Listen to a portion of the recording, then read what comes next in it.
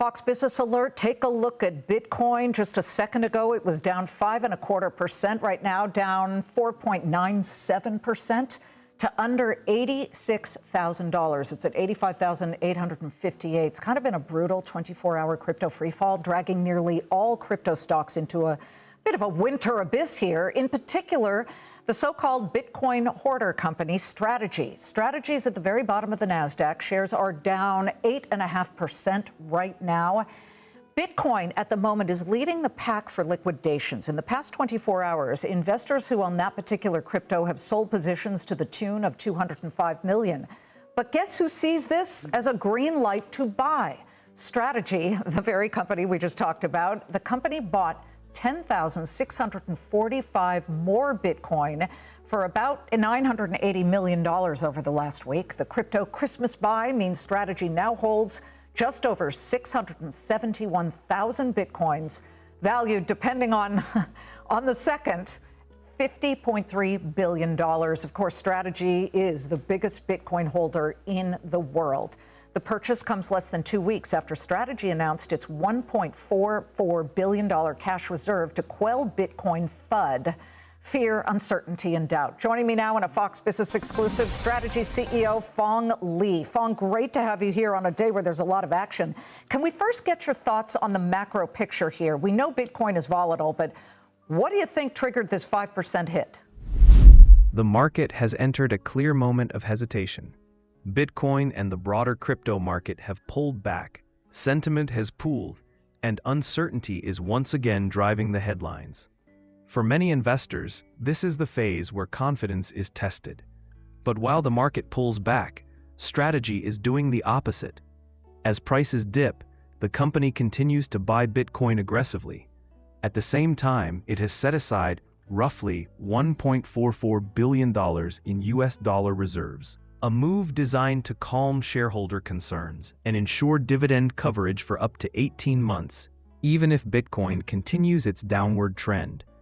This isn't panic, it's preparation. In a recent Fox News interview, Strategy CEO Phong Lee laid out the logic behind MSTR's unique model.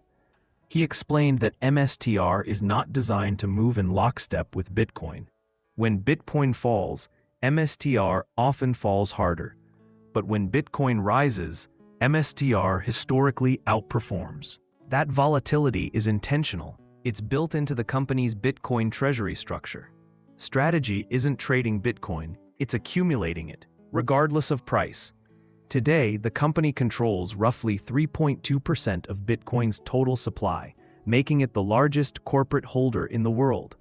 This isn't a short-term bet. It's a long-term conviction play, engineered to amplify Bitcoin's upside over time. Let's dive deeper into Phong Lee's insights and what this strategy could mean for the next phase of the market.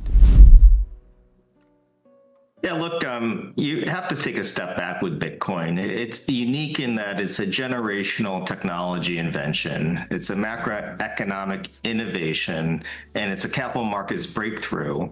And that makes it a singular asset class. And I don't think people understand exactly what it means in the short term, but they figured it out over the long term. If you think about major asset classes that might behave like it, you can talk about AI, which over the last year has seen a lot of volatility. I think the short-term impacts are like other risk assets. You have economic factors like the central banks of the US and Japan.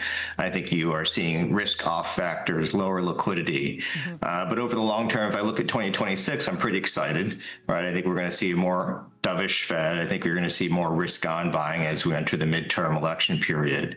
I think bank adoption, nation-state adoption is going to increase. So I'm pretty excited about the long term. Now, people wonder, well, when Bitcoin goes down 5%, why does MSTR go down 8-9%? And we're designed to outperform Bitcoin in the long term. We're leveraged Bitcoin. Over the last 5 years, since we entered our strategy on August 10th of 2020, Bitcoin's gone up 45% with 45% vol. We've gone up 60% with 78% vol. What that means is in a Bitcoin downturn, you're going to see Strategy go down a little bit more. But if you believe in Bitcoin for the long term, which are all the reasons I mentioned, you'll see Strategy perform even better over the long term.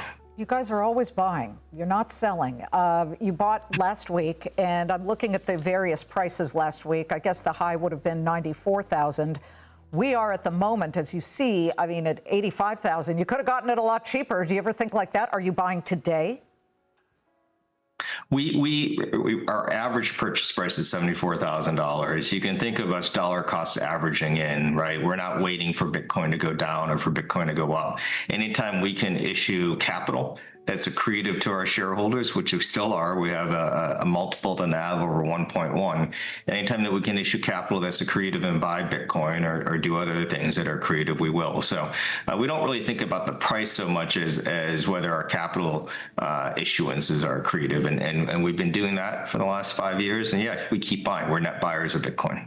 The one thing that you have done recently, which is different, is putting together this reserve fund of about $1.44 billion. I mean, I looked and I read about this, and you guys use the term, this should really be helping in perpetuity to stabilize at least the concerns that people have, especially the preferred shareholders, that they might not see their dividends. However, at $1.44 billion, I want to know how you arrived at that price, because I've seen some estimates that say your interest and preferred share dividend outlays now run at around $800 million a year. So at that pace, in a year and a half, $1.44 billion is going to be gone. How is that enough? Yeah, if you think about Bitcoin cycles, and there's arguments around whether it's really on a 4-year cycle or a 2 or a 5-year cycle, but we thought to ourselves, how much US dollar cash coverage of our interest and dividends, which to your point is $800 million, do we want to have? I think 2 to 3 years is the right amount. If we had 3 years, that would be $2.4 billion, and that would take us out to 2029. And then at that point in time, we'd have to look at other ways to service our debt. So we thought about, is it 1, is it 2, is it 3? I think eventually 2 or 3 years makes sense for us. Phong, let me play devil's advocate only because it's not exactly apples to apples, but when FDR signed the Social Security bill in 1935, the point was to protect the nation's most vulnerable, the elderly, the disabled, et cetera, during very difficult times. And the way it was structured is this thing's going to last forever. Each generation will pay into it so that they can then participate in it. However, now we know that by 2035, Social Security is going to run out of funds. So how is it possible that your reserve fund, if there is a prolonged crypto winter, that it's going to last? I mean, have you modeled for a worst case scenario? Yeah, and the reserve fund is there to pay via our US dollar reserve, our interest and dividends. We do have Bitcoin derivatives we could create and sell, and we have the Bitcoin itself. So, I'm not thinking about 2029. I'm thinking about 2100 or 2100, whatever we decide to call that year when we get there, right? We'll have 3 years worth of US dollar reserves, gets us to 2029, and we have 72 years right now of Bitcoin reserves, which gets us to 2100. That's the thought. And I think folks need to remember, if Bitcoin goes up 1.4% a year, we'll be able to pay for our reserve, pay for our dividends into eternity. That's 1.4%. And I understand there are people who are not as bullish on the asset class as we are. But we're not talking about a 40% return or a 30% return. We're talking about 1.4%. And of course, there's the downside scenario. If Bitcoin goes down 50%, we can still pay our reserves through Bitcoin, through US dollar. We can pay our dividends through 2065. So this is, I think your analogy is fairly apt. We are thinking about this as trying to create a bulletproof balance sheet for the next 65 to 100 years. What is the plan for the engine of growth if Bitcoin were to suffer a 3-year crypto winter? I mean, not just I'm going to protect the dividends for our preferred shareholders, but how do you get a company to grow? Are you still going to then lean back on the software component? Because that's how the company first presented itself, as a software company. Yeah, if you think about the product, certainly we have a software company that's worth anywhere between $2 and $3 billion. But the engine of growth is digital credit, right? There's the balance sheet side of what we provide, which is a balance sheet that has 670,000 Bitcoin, $57 billion in Bitcoin reserve. There's also the demand side. We've created a product called Stretch, which is a perpetual preferred that pays 10.75% cash monthly and tax deferred if you don't sell the underlying asset. That is an extremely attractive product. And as we can continue to issue more of that, and we get through our distribution channels and sell more of that, that will drive accretive acquisitions of Bitcoin and accretive acquisitions of capital to our balance sheet. So we're not just a Bitcoin buy and hold company. We're an innovator in digital capital with Bitcoin behind it. But it still feels like this is a business model that requires Bitcoin to continually increase in price. And that 10%, it sounds really juicy and very attractive, but is that set in stone? That is a promise to people who do invest in that piece of it?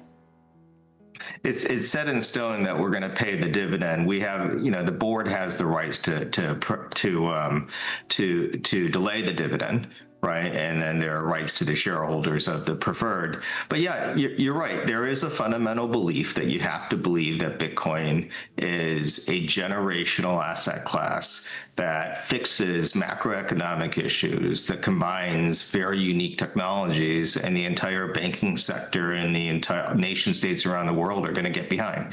You do have to have a fundamental belief in that to believe in our company. And I think there are a lot of folks who do. Phong? Listen, we're watching it. It has been a fascinating decade or two as this becomes a very important investment vehicle for a lot of people. Thank you for coming on.